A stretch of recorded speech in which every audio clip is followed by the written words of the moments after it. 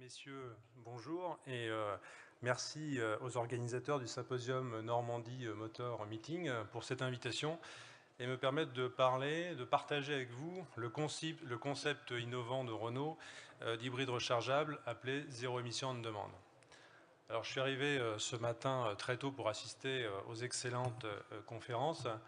On a parlé effectivement très tôt de plugins par l'intermédiaire effectivement de la présentation de Bosch, en soulevant une problématique importante qui est naturellement le côté abordable d'un plugin sur finalement les véhicules et la gamme de véhicules que l'on pouvait proposer, en indiquant très simplement qu'aujourd'hui finalement les plugins étaient plutôt adressés à du haut de segment où le client effectivement lui acceptait de payer un coût plus élevé finalement pour avoir une prestation et surtout finalement une consommation réduite.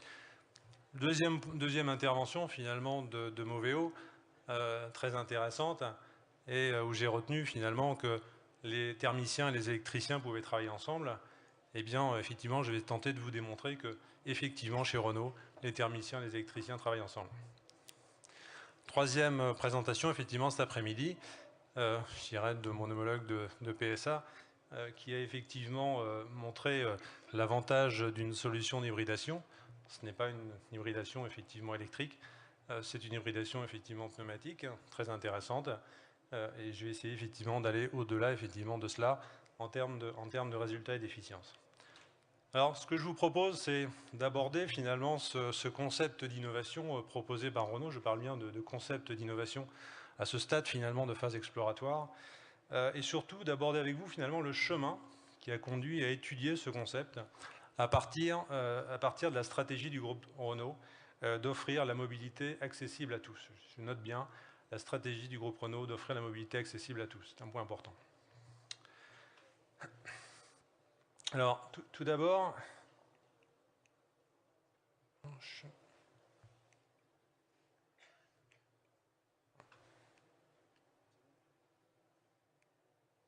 l'avais. Non.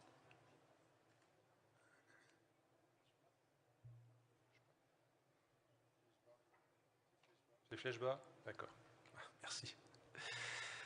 Alors, la stratégie du groupe Renault vise à se positionner durablement parmi les leaders en Europe en termes d'émissions de CO2 et de consommation de carburant. Cela, effectivement, vous le savez, et en tout cas aujourd'hui, c'est démontré. Je vais essayer effectivement de le partager avec vous sur différents axes. Alors, différents axes, finalement. Le premier, c'est l'engagement de Renault, naturellement, sur les véhicules électriques. Vous le savez également. Et aujourd'hui, finalement, la position de Renault, c'est de dire que la seule solution zéro émission à l'usage, c'est effectivement la gamme de véhicules électriques et c'est la solution électrique effectivement proposée. L'utilisation du véhicule électrique est aussi un levier intéressant pour améliorer la qualité de l'air en milieu urbain. Et on sait effectivement que cette problématique dans les villes en Europe, mais au-delà de l'Europe, est un sujet important à traiter. Renault est le seul constructeur à avoir lancé 4 véhicules électriques à un tarif accessible au plus grand nombre. Je citerai donc Kangoo Z2, Fluence Z2, Zoé et Twizy. Renault est le leader du marché électrique avec près de 50% de part de marché. C'est près de 40 000 véhicules qui ont été commercialisés par Renault, dont 10 000 Zoé. Zoé, finalement, qui a démarré sa commercialisation début 2013, donc simplement, finalement, avec un an de commercialisation, et 10 000 de ces véhicules ont déjà été vendus, dont 50% en France. Renault poursuit l'internationalisation de sa gamme de véhicules électriques, avec la gamme Nissan également, et en fait, l'Alliance, aujourd'hui, se positionne comme le leader mondial de ce marché du véhicule électrique. Le deuxième point, c'est l'amélioration continue des motorisations thermiques.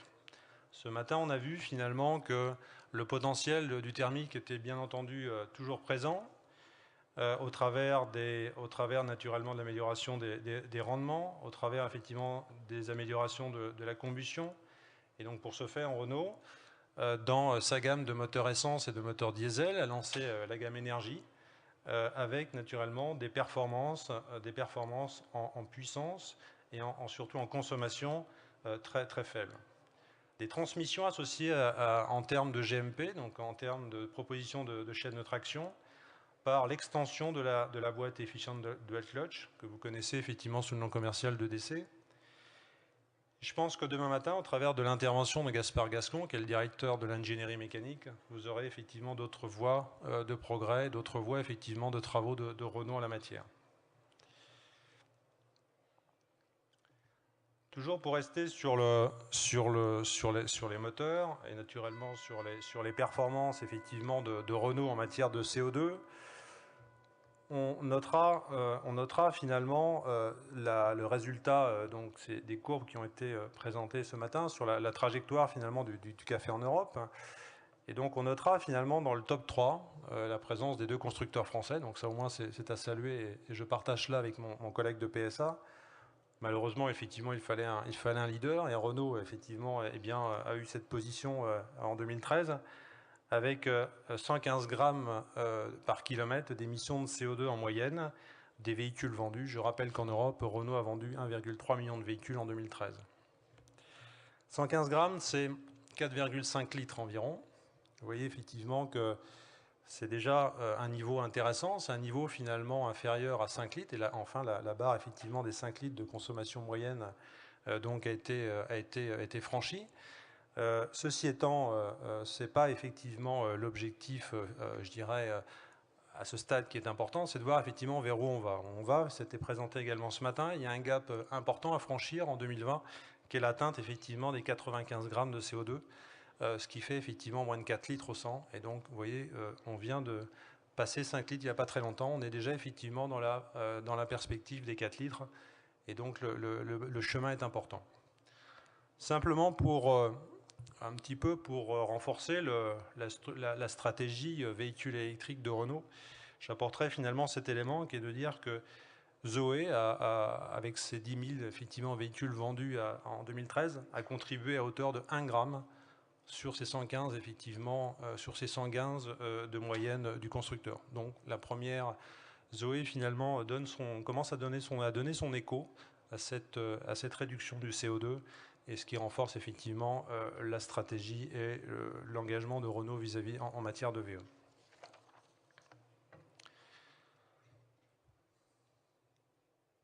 Alors je reviendrai aussi également sur un slide qui a été présenté ce matin par Daniel Richard et que je me permettrai effectivement de détailler en prenant celui qui était au nom de Renault. Alors comme vous le voyez effectivement à l'écran, donc on a pris l'exemple d'une Clio, hein, du B-segment. Je vais beaucoup parler de B-segment cet après-midi. Et donc, naturellement, le véhicule qui illustre le B-segment dans la gamme Renault, c'est effectivement Clio.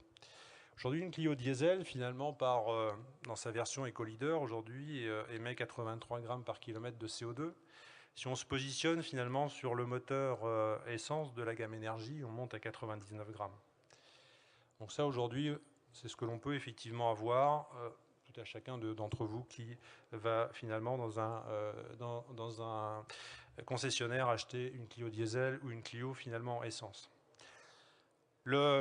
Naturellement, pour réduire effectivement ces émissions de CO2 et tendre vers des niveaux très bas, hein, je le rappelle, finalement pour atteindre 95 grammes de CO2 en 2020, ça veut dire que eh bien, des véhicules vont devoir effectivement avoir des ruptures significatives en matière de CO2 par rapport au reste effectivement de la gamme qui contribuera peut-être un peu moins chez les constructeurs.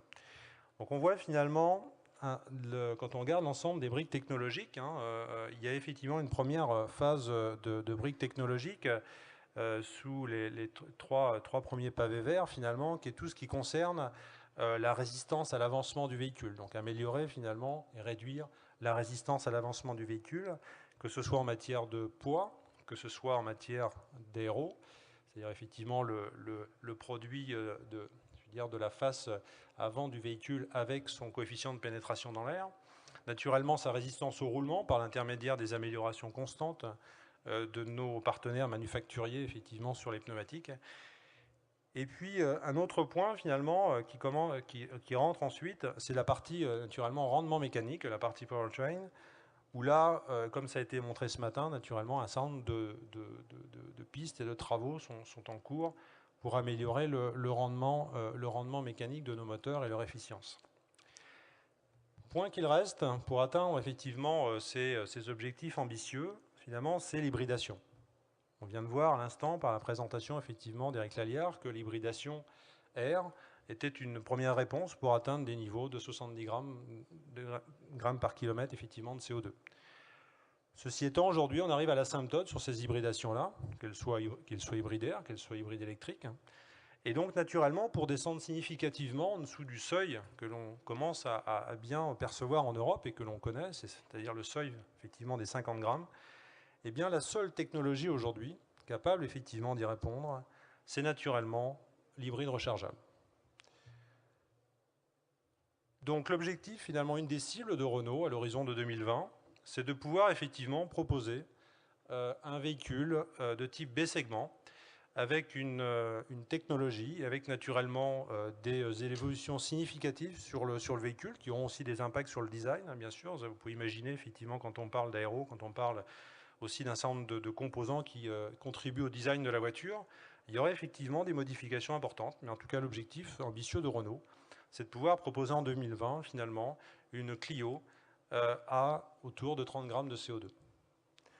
Cet ensemble de briques que vous voyez à l'écran, là, c'est aussi naturellement la composante du programme 2 litres au 100, sur lequel effectivement Renault est engagé.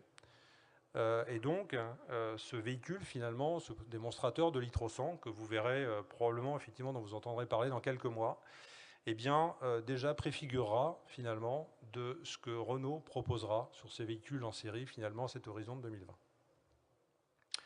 Il y a des calendriers jusque-là sur ces différentes applications de ces différentes briques technologiques. Naturellement, je ne partagerai pas avec vous aujourd'hui. Mais vous pouvez vous imaginer effectivement que sur les véhicules que vous aurez demain et après-demain, certaines de ces briques technologiques, vous pourrez effectivement les avoir dans vos véhicules. Alors il est donc logique finalement à partir de ces deux axes que je viens de développer, à la fois l'électrique, donc l'électrification finalement des véhicules, élément stratégique de Renault, l'amélioration continue des moteurs thermiques pour aller effectivement vers des objectifs de CO2 naturellement très volontaires. Il était naturel, à partir du savoir-faire de Renault dans le véhicule électrique, d'explorer une palette de technologies combinant le thermique à l'électrique. Et donc à ce stade-là, je parle bien effectivement de travaux en commun entre les thermiciens et les électriciens. Avec un objectif majeur pour nos ingénieurs, qu'ils soient thermiciens ou qu'ils soient électriciens, c'est de rendre la technologie accessible à tous. J'insiste bien, de rendre la technologie accessible à tous.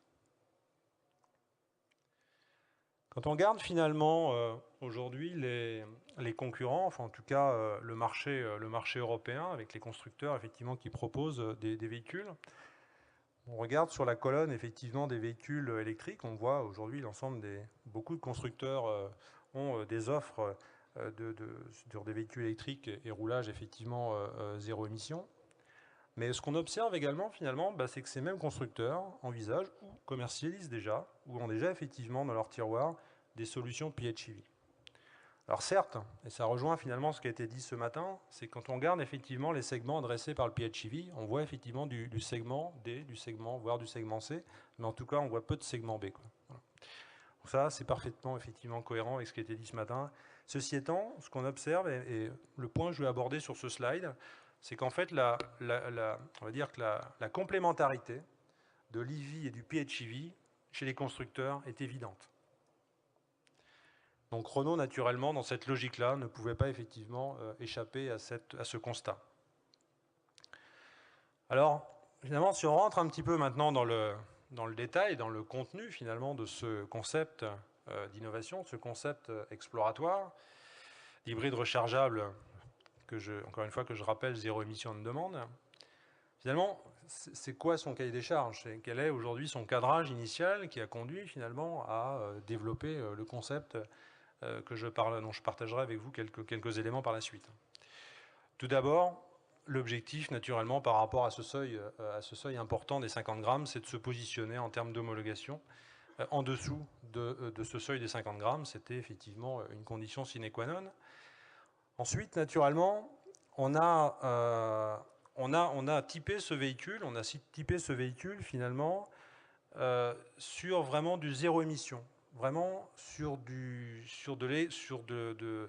vraiment un typage électrique du véhicule dans la continuité finalement de notre stratégie, avec naturellement en lui apportant une perspective de mobilité étendue. C'est bien ça l'enjeu. Je reviendrai un peu plus tard effectivement sur la définition de la mobilité étendue pour Renault.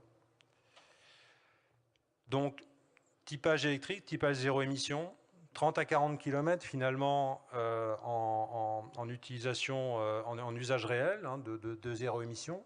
Finalement, 30 à 40 km, ce qui à peu près représente la majorité aujourd'hui des trajets quotidiens finalement que tout à chacun fait en milieu urbain.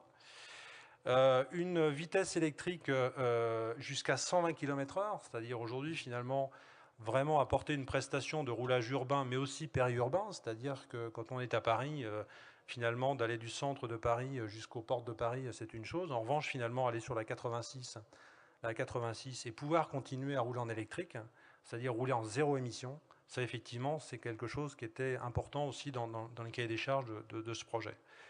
Et puis, au-delà naturellement de cet usage urbain et périurbain, c'est pouvoir prétendre et offrir finalement une mobilité étendue au client par ce mode combiné électrique. Donc, une fois effectivement qu'on avait ces guidelines sur ce projet-là, se dire finalement, mais vu par le client, est-ce qu'aujourd'hui, quel intérêt que le client pourrait effectivement acquérir ce véhicule au-delà de ses prestations? Eh bien, c'est par le coût d'utilisation. On a parlé beaucoup depuis ce matin, effectivement, de clients, on a parlé beaucoup de coût d'utilisation, on en a parlé effectivement précédemment. Et l'objectif de ce projet-là, c'était naturellement d'avoir un coût d'utilisation de ce véhicule inférieur à celui du diesel, du moins comparable à celui du diesel. Alors naturellement, dans nos premiers calculs, on a considéré, je dirais qu'à l'horizon, effectivement, sortie potentielle de ce véhicule, la politique d'incitation en France, en particulier, effectivement, sur ce qui est favorable, naturellement, à un véhicule qui émettrait 50 grammes, effectivement, de CO2 serait encore favorable. Donc, dans cet objectif-là, on a aussi considéré que le client, finalement, récupérerait une partie ou aurait le bénéfice de cette incitation et, naturellement, l'inclurait, effectivement, dans son coût d'utilisation. Donc, globalement, c'est ce qui permet de dire aujourd'hui, finalement, que la revendication que l'on fait de ce projet et de ce concept d'innovation, c'est aujourd'hui d'arriver à un coût d'utilisation pour client inférieur ou comparable au diesel. Alors maintenant, si on parle effectivement du concept. Donc là, le concept finalement, il repose sur une chaîne de traction électrique simple, compacte, à un coût inférieur à celle des systèmes existants. Donc le mot vraiment de ce concept-là, c'est simplicité. Simplicité issue de quoi? Issue finalement aussi de la démarche de Renault que vous connaissez en matière de low cost. Aujourd'hui, il y a un système low cost effectivement qui existe chez Renault en termes de développement de certaines gammes. On a lancé, et la meilleure illustration, c'est le lancement effectivement de Logan en 2005. C'est aujourd'hui le succès de Duster finalement dans la gamme Entry, et Duster qui, je le dis en passant, effectivement, peut-être simplement le rappel à certains, est le véhicule aujourd'hui le plus vendu de Renault effectivement dans le monde. Donc cette gamme finalement low cost, cette démarche, ce système low cost effectivement installé chez Renault, eh bien, nous a conduit naturellement à partir de ça à développer une chaîne de traction tout aussi simple que les systèmes effectivement que nous avons par ailleurs dans les autres gammes de Renault. Donc chaîne de traction finalement simplifiée. Donc vous avez, comme vous voyez effectivement, la partie GMP. Donc on a cette chaîne de traction électrique, électrifiée. Ce GMP finalement qui vient en lieu et place d'un moteur thermique. Donc encore une fois, comme mon prédécesseur, c'est-à-dire la problématique effectivement de garder l'architecture et l'unité avant du véhicule, y compris sur un B-segment effectivement très contraint et très compact, pour répondre aussi naturellement aux contraintes à la sécurité passive et naturellement aux homologations à la matière. Donc de ne pas changer effectivement l'unité avant du véhicule. Donc c'est un GMP qui se met en lieu et place finalement d'un GMP thermique. Alors le concept finalement est basé sur quoi? Sur quels composants et un peu comment ça fonctionne? Tout d'abord, on est sur de l'association du thermique et de l'électrique, donc on part finalement d'un thermique existant. Aujourd'hui, c'est un thermique essence, un moteur atmosphérique essence. Je rejoins ce qui a été dit précédemment, finalement, l'intérêt économique, naturellement, pour rendre un concept abordable, c'est de prendre finalement le moteur le moins cher, mais aussi le moteur le plus efficient, finalement, en termes de consommation et de rendement. Donc on est allé chercher effectivement un moteur, ou du moins on a une gamme de moteurs aujourd'hui dans la gamme, dans la gamme Renault qui permet effectivement d'aller chercher ce type de composants. Alors on va chercher des moteurs pour du B-segment, on va dire qui sont entre 50 et 70 kW, hein, c'est à peu près le range finalement de nos moteurs thermiques que l'on associe à ce concept-là. L'autre raison naturellement du choix du moteur essence, bien c'est que dans l'objectif de rendre ce concept, je dirais, de pouvoir de le proposer à l'international, ben c'est naturellement pouvoir aller conquérir des marchés où seuls les moteurs essence naturellement existent et il n'y a pas de moteur diesel. Donc c'est aussi un autre enjeu pour Renault, c'est l'internationalisation effectivement de ce concept. Le deuxième élément qui constitue finalement ce GMP, c'est l'ensemble, on va dire, chaîne de traction électrifiée, alors qui se compose en deux choses. Tout d'abord, une boîte de vitesse. Donc c'est une boîte de vitesse de technologie BVM. C'est une boîte, effectivement, 3 rapports sans embrayage à haut rendement. Donc ça, effectivement, c'est quand même une innovation de pouvoir, effectivement, d'avoir une chaîne de traction, une chaîne de transmission sans embrayage, hein, par rapport à ce qu'on trouve aujourd'hui dans le monde des hybrides. Naturellement, comment fonctionne cette transmission BVM? Eh bien, il y a un système d'actionnement effectivement externe de type BVR, donc de type boîte de vitesse robotisée, donc complètement transparente pour le client. Donc, comme ce qui a été dit précédemment, aujourd'hui on enlève, je dirais, la contrainte passage de vitesse pour le client, donc on lui apporte encore une prestation effectivement supplémentaire. Donc on a cette technologie finalement BVM avec ce système d'actionnement externe qui effectivement assure la prestation de changement de vitesse. Aujourd'hui, au stade de démonstration où on est finalement et les lois de passage que l'on a développées, on a une prestation agrément de passage de vitesse aujourd'hui au niveau d'un DCT, c'est-à-dire au niveau finalement quasiment, on va dire, à la porte finalement d'un marché IT, d'un marché de pédales aujourd'hui, donc un concept très proche finalement, ou tout du moins sur le point d'aller aussi répondre à des marchés asiatiques full IT. L'autre élément clivant finalement de ce concept, au niveau de la chaîne de traction électrifiée, c'est la machine électrique. Alors on est sur une machine électrique finalement, comme on n'a pas d'embrayage, donc on s'est dit ben, on va mettre la machine électrique à la place de l'embrayage, et donc on a cette intégration de machine électrique à la place de l'embrayage. Donc vous imaginez bien, effectivement, vous voyez un peu ce que représente le volume et la taille d'un embrayage. Donc c'est peu finalement. Et donc pour naturellement avoir des parties actives d'une machine électrique et d'avoir des performances d'une machine électrique qui puissent répondre, on va dire, à des prestations, enfin en tout cas à un besoin de décollage et naturellement de traction du véhicule, on a besoin naturellement d'aller chercher des technologies spécifiques. Donc on a aujourd'hui donc une technologie qui existe, qui est connue dans l'état de l'art des machines électriques, c'est une machine électrique à éléments permanents de type galette, qui vient en lieu et place effectivement de l'embrayage. Les performances de cette machine électrique que l'on vise aujourd'hui, c'est des performances pic à 50 kW, 200 Nm. Donc j'insiste bien aujourd'hui, l'autre élément innovant de cela, finalement, c'est de pouvoir effectivement mettre en lieu et place de l'embrayage une machine électrique. Et la seule technologie aujourd'hui que Renault a trouvé, fort de son expérience et naturellement de sa connaissance de machine électrique par ses développements dans l'électrique, c'est d'aller chercher cette typologie de machine qui répond à des performances à la fois en puissance et en couple dans un environnement axial très contraint. Quatrième point à l'écran, finalement, c'est l'électronique de puissance. Donc vous avez effectivement l'électronique de puissance aujourd'hui qui apparaît à travers du boîtier vert en particulier, là, qui est le Power Electronic Controller, qui apparaît finalement est issu de la gamme VE, de la gamme effectivement véhicule électrique de Renault. Et donc là naturellement, on a tiré tout le savoir-faire, l'expérience, Et déjà les retours sur investissement finalement de ces composants électriques.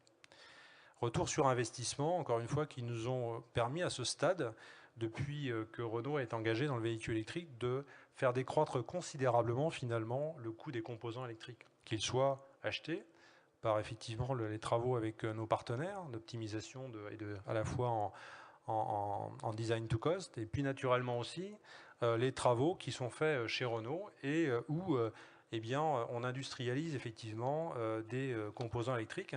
Et nous sommes en Haute-Normandie, donc je profiterai naturellement de ce passage en Haute-Normandie pour souligner et saluer finalement le travail que fait notre usine de Cléon, aussi dans le domaine de l'électrique, puisque elle a effectivement une antenne, une branche industrielle qui fait actuellement, effectivement, qui contribue au développement des GMP électriques et qui va encore monter en puissance en 2014. Donc merci finalement à la Haute-Normandie et merci de nous accueillir dans ce département où nous produisons effectivement des composants électriques pour la gamme Renault. Et le cinquième point finalement qui est l'élément important, qui le savoir-faire de Renault, c'est toute la partie supervision. La supervision finalement est un élément clivant. Pourquoi ? En fait aujourd'hui on a la simplicité d'un concept qui tourne autour de 4 composants. Tourne autour d'un moteur thermique, autour d'une machine électrique, autour finalement d'une transmission, autour d'une boîte de vitesse et son système d'actionnement. Donc finalement aujourd'hui 4 composants à piloter, 4 composants finalement à superviser.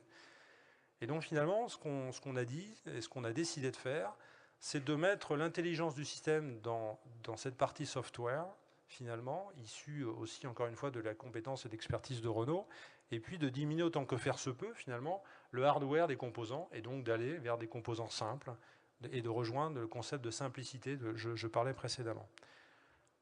Donc le hardware coûte cher, on en fait peu, le software coûte moins cher, on le développe au maximum. Dernier point, naturellement, que pour faire du plugin, il nous faut une batterie. Et aujourd'hui, on utilise une batterie 400 volts, issue également aussi de la technologie véhicule électrique, du moins similaire à la technologie véhicule électrique. Alors similaire, pas tout à fait, puisque finalement aujourd'hui, on est par rapport à un fonctionnement en PHEV, on est sur effectivement des niveaux de puissance de batterie plus importantes à fournir. Donc on va chercher des batteries, je dirais, un peu plus énergétiques, mais en tout cas très proches finalement en termes de chimie, partagées avec nos partenaires que celle du véhicule électrique. Donc encore une fois, on s'appuie sur notre expérience et notre relation avec les partenaires sur le développement des batteries pour avoir finalement cette technologie utilisable sur notre concept PHEV. L'ordre de grandeur que je vous donnerai finalement de la batterie, de l'énergie. Alors l'énergie, tout dépend naturellement de l'autonomie qu'on veut lui donner, tout dépend aussi dans un PHEV sa performance en matière de CO2, puisque c'est effectivement la partie électrique dans un cycle qui va donner effectivement la performance CO2. Aujourd'hui, on est sur un pack batterie qui est à peu près le volume d'un tiers d'un pack de Zoé. C'est à peu près effectivement l'ordre de grandeur. Donc on est effectivement sur une batterie beaucoup plus petite. Toujours dans la problématique d'intégration dans les véhicules, que citait tout à l'heure effectivement Eric Lalliard très justement en termes d'impact sur les plateformes. Mais on est y compris sur du B-segment finalement assez confiant sur l'intégration de cette batterie dans l'unité arrière et naturellement tout en travaillant effectivement aussi la liaison au sol par rapport à la surmasse.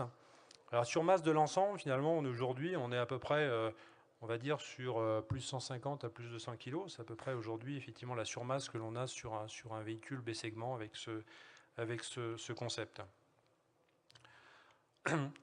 Alors si on regarde un petit peu, après avoir un petit peu décrit le concept, alors simplement sur le concept, je rajouterai une chose importante.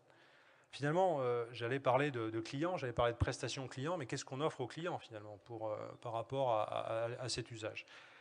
Eh bien, le concept qu'on se propose aujourd'hui de présenter, donc c'est un concept qui a 2 modes principaux.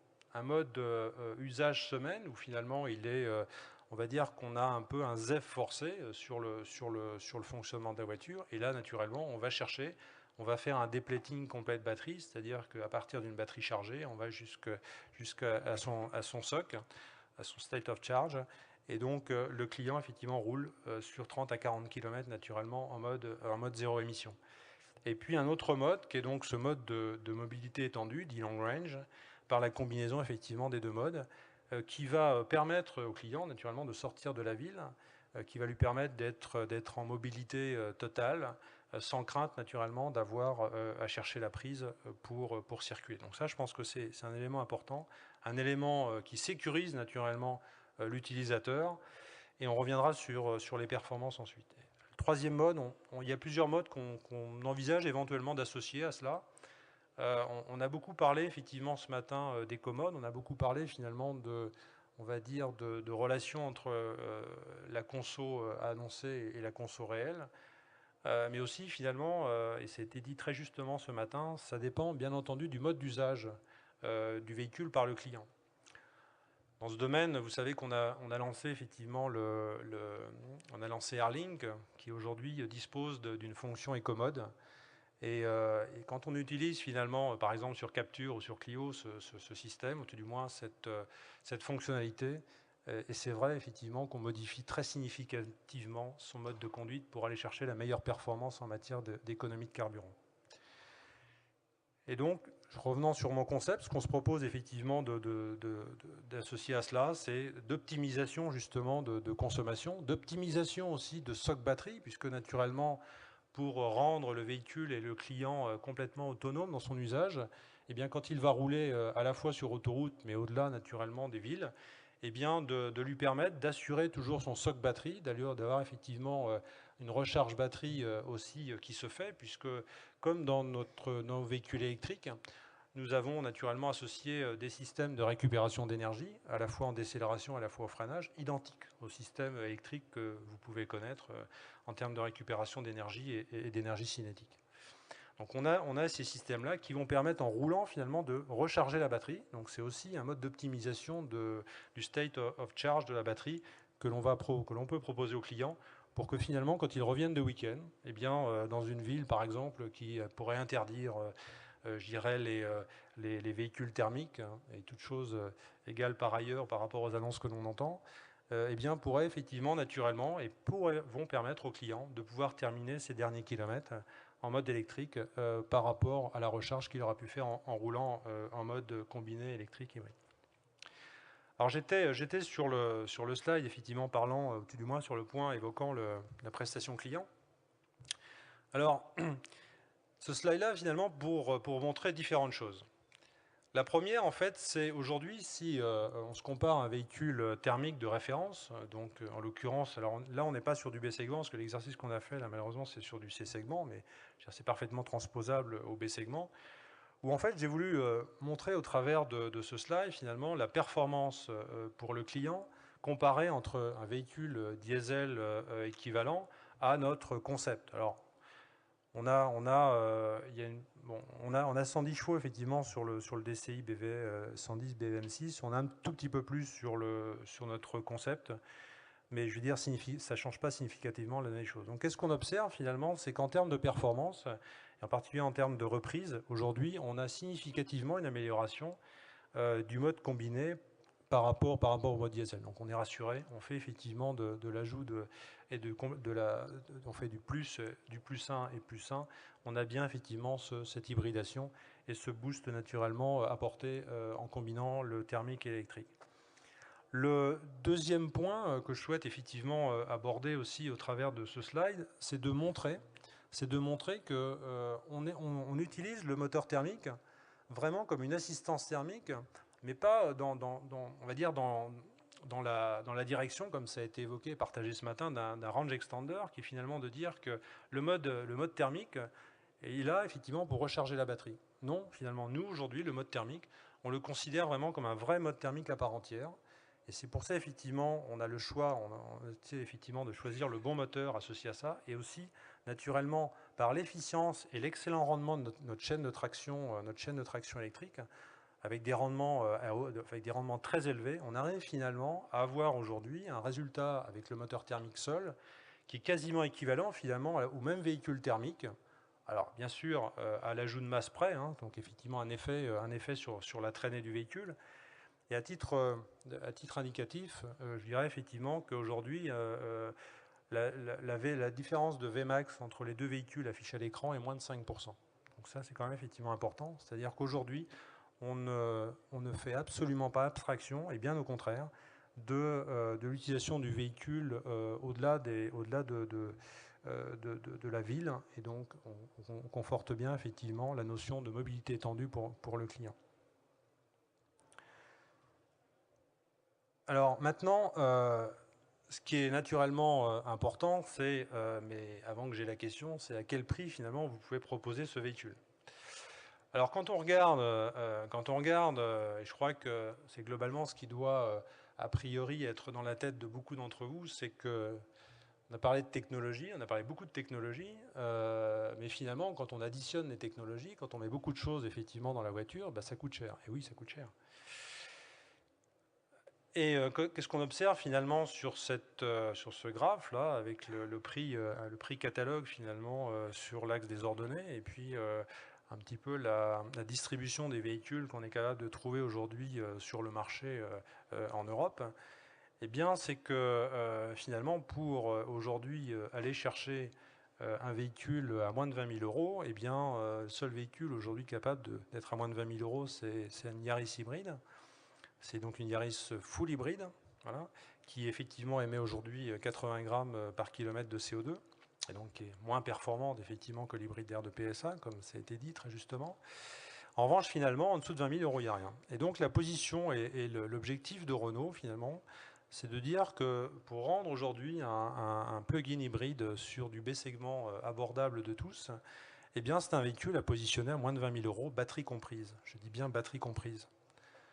Ouais, donc voilà effectivement l'enjeu effectivement de Renault, c'est de pouvoir positionner un véhicule prix catalogue, je parle bien de prix catalogue, batterie comprise, à moins de 20 000 euros, avec des prestations, comme je disais tout à l'heure, des prestations finalement de roulage urbain rassurant en mode électrique, en mode zéro émission, des prestations finalement d'agrément de conduite quasiment de type boîte auto, ces roulages pendant 30 à 40 km, et naturellement sur des vitesses électriques élevées qui lui permettent naturellement de sortir, je dirais, des portes et du périphérique de Paris.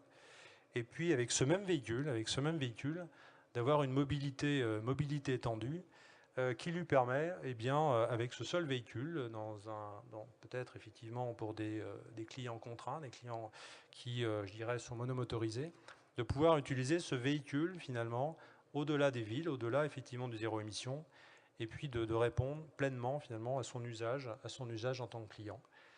Et donc de pouvoir revenir également de week-end, revenir effectivement de vacances avec eh bien, le zéro émission sous la pédale, ou tout du moins sous le levier, pour lui permettre effectivement de rentrer vertueux chez lui. Merci pour votre attention.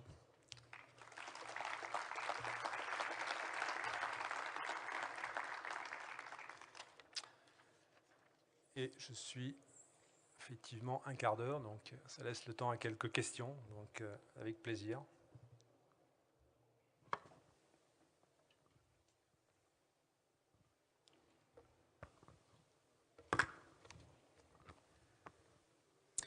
Bonjour, merci pour cette présentation. Je me posais la question, combien de personnes peut contenir le véhicule? Le véhicule contient le nombre de personnes pour lequel il est homologué en version thermique, pas de changement. Donc on est bien sur un véhicule 5 passagers? On est sur un véhicule 5 passagers. D'accord, merci.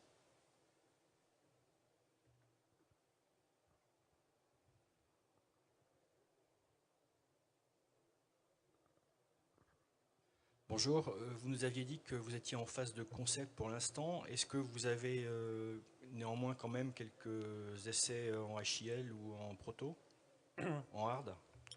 Alors oui, nous sommes effectivement en phase d'exploration, comme j'ai dit. Ce concept fait faire partie intégrante du démonstrateur véhicule 2 litres au 100, encore une fois, dont j'ai fait référence. Nous avons des protos aujourd'hui dans la phase exploratoire qui tournent et qui ont apporté un certain niveau de démonstration à ce stade.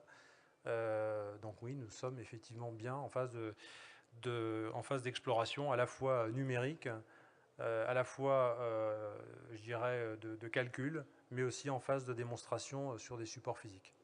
Merci. Bonjour, vous avez annoncé 30 à 40 km de roulage en ZEV. À quelle température extérieure?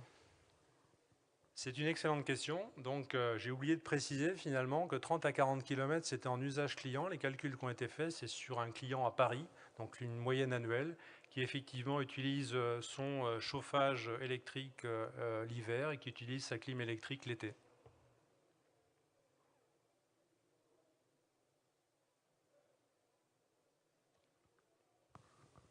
Oui, bonjour, une question. Vous avez mentionné le fait que vous avez supprimé l'embrayage dans la transmission. Est-ce que vous pouvez détailler la manière dont vous gérez le roulage ZEV sans embrayage? Alors le roulage ZEV, finalement, alors deux choses, hein. Le concept finalement fait qu'on décolle toujours en électrique, hein. Je rappelle bien qu'on est typé zéro émission. Donc le concept finalement décolle toujours en électrique. Et donc au travers finalement des trois rapports, on a effectivement une combinatoire au global de 9 modes, entre les modes électriques, les modes hybrides et les modes thermiques, hein, puisque le véhicule a la capacité aussi sur autoroute effectivement de rouler machine électrique désactivée, donc effectivement de rouler en pur thermique. Et en fait, donc jusqu'à 120 km/h, on est effectivement en vitesse électrique par l'intermédiaire de deux rapports. Donc on a un changement effectivement de vitesse qui se passe, et donc on a la gestion effectivement du changement de rapport qui se fait par la machine électrique.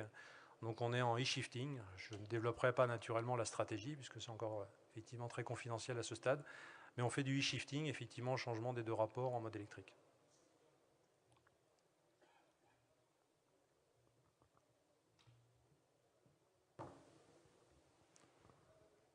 Vous avez dit que pour ce véhicule, vous voulez vendre la batterie avec le véhicule. Ce n'est pas ce que vous faites avec le ZEV, donc pourquoi la différence en approche? En fait, aujourd'hui, les deux scénarios effectivement sont retenus dans nos hypothèses. On a batterie vendue ou batterie louée, comme vous dites très justement, ce qu'on pratique actuellement sur la gamme VE. Simplement, finalement, aujourd'hui, quand on a donc, pour l'instant, il n'y a pas de décision de prise, hein. On a toujours effectivement les deux choix.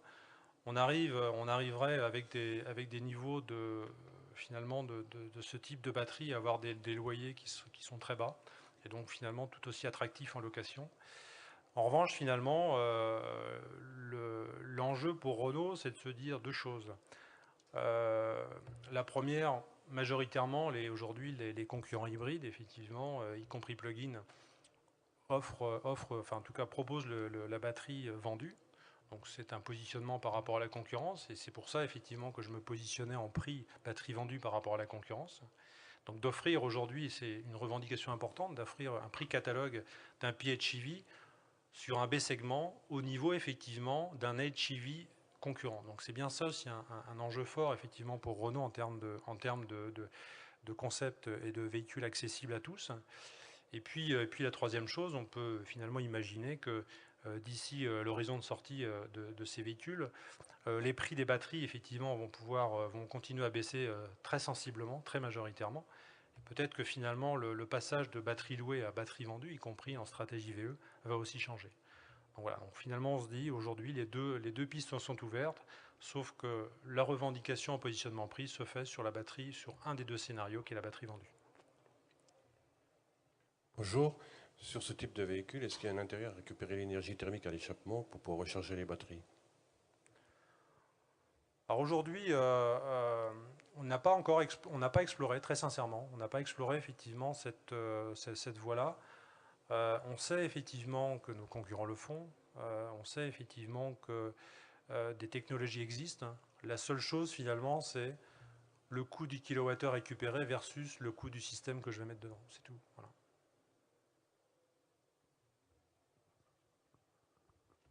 Sur la même thématique, sur Zoé, vous récupérez l'énergie de freinage? Oui. C'est la même réponse, je suppose. Non, on récupère effectivement l'énergie cinétique au freinage en décélération, comme sur une Zoé, pareil. Sauf qu'aujourd'hui, on a effectivement un système beaucoup moins cher et beaucoup plus économique aujourd'hui que celui effectivement qui se trouve dans Zoé. Donc ça fait partie effectivement de l'innovation aussi, ça fait partie de l'innovation, ça fait partie de l'ingéniosité, de la créativité de nos ingénieurs. Et je pense qu'effectivement, vous verrez le concept probablement dans quelques mois. Bonjour, vous avez parlé de moteur thermique atmosphérique. Qu'en est-il de suralimentation? Aujourd'hui, la suralimentation ne présente pas d'intérêt pour deux raisons. La première, finalement, c'est qu'un moteur suralimenté et l'utilisation de turbo, finalement, c'est sur des points de fonctionnement où nous, on a notre machine électrique qui fait office, effectivement, de turbo. Donc, il n'y a pas d'intérêt. La deuxième chose, finalement, c'est qu'aujourd'hui, un moteur turbo avec naturellement son packaging fait que dans le compartiment moteur, on aurait un peu de mal à tout mettre. Et voilà, donc c'est aussi une contrainte architecture, effectivement, aussi pour ne pas mettre un turbo. Bonjour, je reviens sur la machine électrique. Vous disiez que c'est une machine galette que vous mettez à la place de l'embrayage. Je suis là. Pardon. Est-ce que c'est dans vos calculs, c'est Renault qui fabrique, c'est du carry-over ou bien c'est une fabrication équipementier? Alors aujourd'hui, je le répète, hein, on est en phase effectivement d'exploration sur le concept.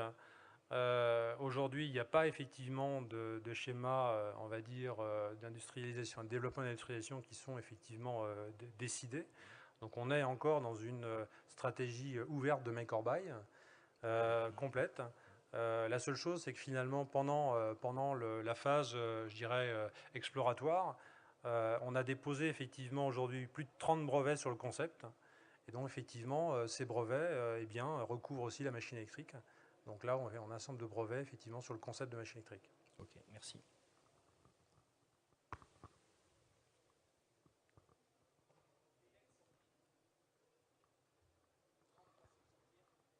Aujourd'hui, il n'y a pas de décision de prise, hein, comme je l'ai indiqué. Finalement, l'étape 2014, c'est le démonstrateur de l'I300. Aujourd'hui, pas de décision prise sur la gamme. Donc, on va attendre finalement, courant 2014, que les décisions soient prises quant à l'horizon de sortie et surtout les véhicules adressés avec ce concept, même si vous avez vu quelle catégorie de véhicules, effectivement, en premier pourrait sortir. Bonjour, c'est à propos du fait que ce soit plug-in hybride. Je me demandais qu'est-ce que serait la stratégie par rapport à l'utilisateur. Est-ce que c'est lui qui va pouvoir choisir, je recharge ma batterie ou je fonctionne uniquement en thermique? Alors le système effectivement, on va dire, n'interdit pas de fonctionner en thermique, c'est-à-dire qu'il va faire du sustaining permanent, hein, c'est-à-dire qu'il va être en hybride, je dirais, de manière constante. Je pense que très rapidement, finalement, quand il va voir un petit peu la différence de coût d'utilisation entre ce que l'électrique et le plug-in peut lui apporter et le thermique, je pense que naturellement, on parlait tout à l'heure effectivement d'adaptation de ces modes d'utilisation, je pense que rapidement, il passera au plug-in. Mais en tout cas, le système n'interdit pas effectivement de fonctionner en hybride pur. En revanche, c'est une question uniquement d'utilisation.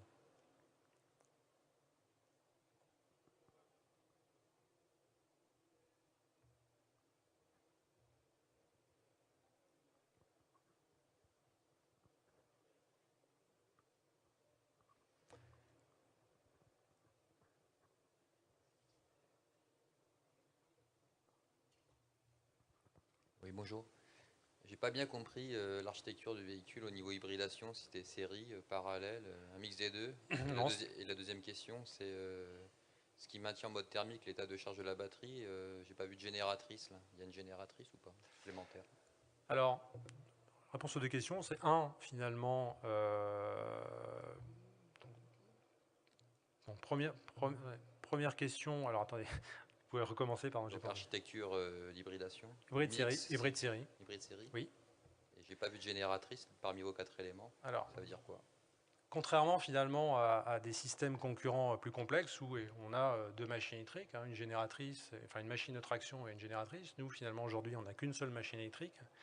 En revanche, le maintien finalement du state of charge de la batterie est assuré par la supervision, par la gestion d'énergie. Alors il peut arriver naturellement, aujourd'hui, il peut arriver effectivement, par exemple, le véhicule qui reste, on va dire, 15 jours, 3 semaines dans un parking d'aéroport. Là, le véhicule, finalement, enfin l'état de la batterie se décharge.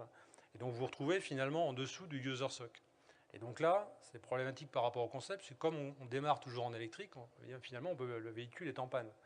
Or, finalement, on a introduit dans notre concept une fonction qui s'appelle effectivement le Smart Charge. C'est-à-dire qu'en gros, finalement, à l'arrêt, la supervision, enfin le système effectivement détectera qu'on sera en dessous du user SOC et donc fera démarrer automatiquement le moteur thermique, c'est-à-dire le moteur thermique démarrera à l'arrêt pendant quelques secondes, ou une minute, 2 minutes, et finalement rechargera. On a un système qui permet effectivement de recharger la batterie par ce mode-là. Et donc dès qu'on a récupéré le niveau effectivement de user SOC de la batterie, après vous utilisez votre véhicule à nouveau normalement. Donc il y a cette fonction finalement. Donc on n'a pas de génératrice. En revanche, on a effectivement toujours dans l'intelligence du système, donc, ce qui coûte beaucoup moins cher que d'avoir un composant. On a dans l'intelligence du système, on a effectivement cette fonction qui permet une recharge à l'arrêt.